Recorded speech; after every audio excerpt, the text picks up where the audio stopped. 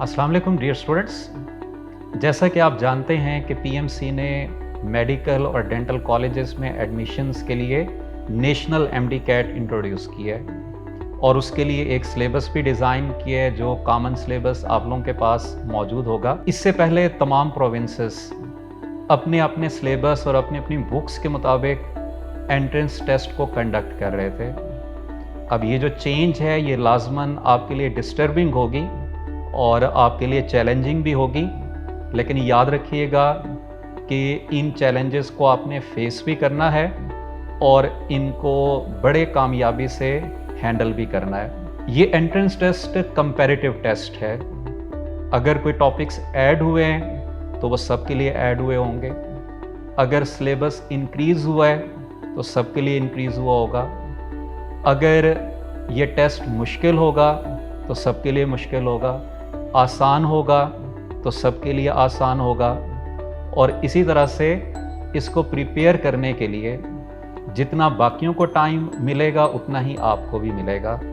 तो आपने इन चेंजेस से, चैलेंजेस से परेशान नहीं होना, बल्कि इनको फेस करना है, इनका मुकाबला करना है। और आपके लिए और बाकियों के लिए इसको क्वालिफाई करने के लिए इक्वल चांसेस मौजूद हैं। तो आपने परेशान होने की बजाय इस सिलेबस को अंडरस्टैंड करना है और इन एडिशनल टॉपिक्स को कैसे प्रिपेयर करना है उस पर कंसंट्रेट करना है। सिलेबस से रिलेटेड अगर हम बात करें तो जो केपीके के स्टूडेंट्स हैं उनका तो सिलेबस अल्टीमेटली रिड्यूस हुआ है।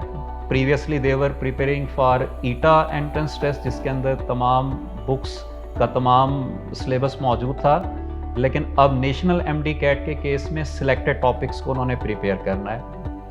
पंजाब और एजेके के स्टूडेंट्स जो यूएचएस के एमडी कैट के सिलेबस को फॉलो कर रहे थे उनके लिए ये चेंजेस ज़्यादा हैं। बायोलॉजी के अंदर तकरीबन 30% के करीब टॉपिक्स ऐड हुए हैं जिनको आपने प्रिपेयर करना है, फर्स्ट टाइम पढ़ना होगा।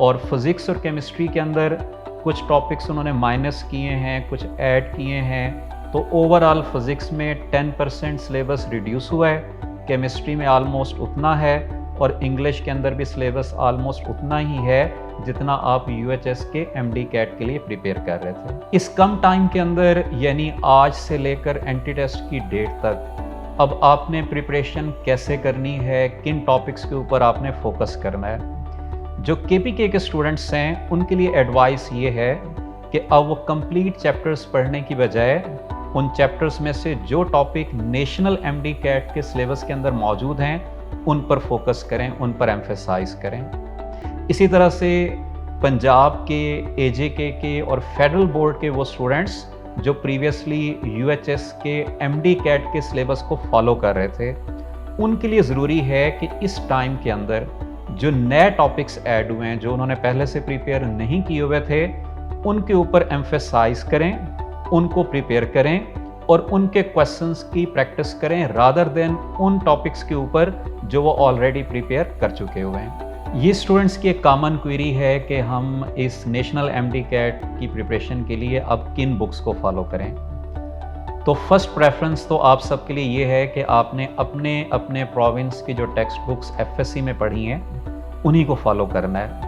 लाइक केपीके के स्टूडेंट्स को केपीके की बुक्स, इसी तरह से पंजाब एजेके के स्टूडेंट्स को पंजाब की टेक्स्ट बुक्स, फेडरल बोर्ड के स्टूडेंट्स को नेशनल बुक फाउंडेशन की बुक्स को फॉलो करना है। हाँ, अगर आप एडिशनल टॉपिक्स को पढ़ना चाह रहे हैं जो आपकी बुक्स में नहीं है या आप उनको मोर एक्सटेंसिवली स्टडी करना चाह रहे हैं, देन इट इज़ रिकमेंडेड कि आप नेशनल बुक फाउंडेशन की बुक को फॉलो करें सेकंड इंस्टांस के तौर पे। फर्स्ट प्रेफरेंस आपकी अपनी अपनी टेक्स्ट बुक होगी, आपके अपने अपने बोर्ड्स की, आपके अपने अपने प्रोविंसेस की।